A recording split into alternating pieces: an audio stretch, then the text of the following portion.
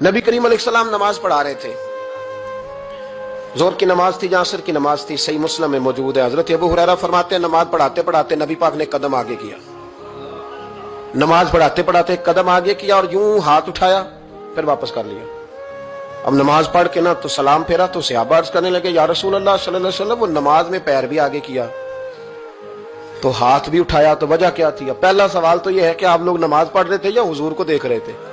तो सहाबा तो पहले ही बताते हैं कि भाई हम तो पहली साफ में नमाज इसलिए पढ़ते थे कि नमाज भी होती रहती थी और चुपके चुपके महबूब की दीद भी होती रहती थी। हुजूर से पूछा, या रसूल अल्लाह, वो नमाज पढ़ते पढ़ते कदम आगे बढ़ाया आपने तो फिर पीछे कर लिया, क्या था?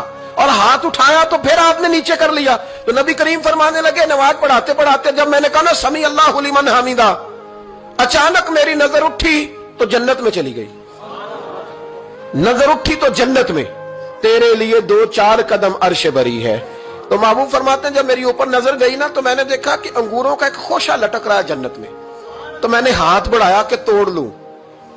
हुजूर खड़े हैं मस्जिद नबवी में और फरमाते हैं कि मैं यहां खड़े होकर हाथ ऊंचा करूं तो मेरा जन्नत तक पहुंच जाता है। फरमाया मेरा इरादा हुआ कि वो खोशा जन्नत का तोड़ लूं और जरा मैंने पैर आगे बढ़ाया ही था तो मेरे दिल में ख्याल आया कि जन्नत राज है तो राज ही रहनी चाहिए।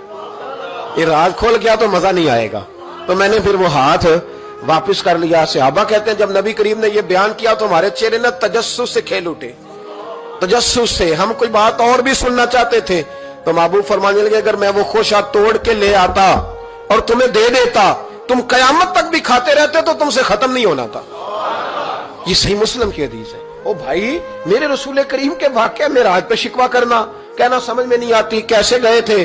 तो तू जो चाहे तो हर शब हो मिसाले शबे असरा, इसलिए कि तेरे लिए 2-4 कदम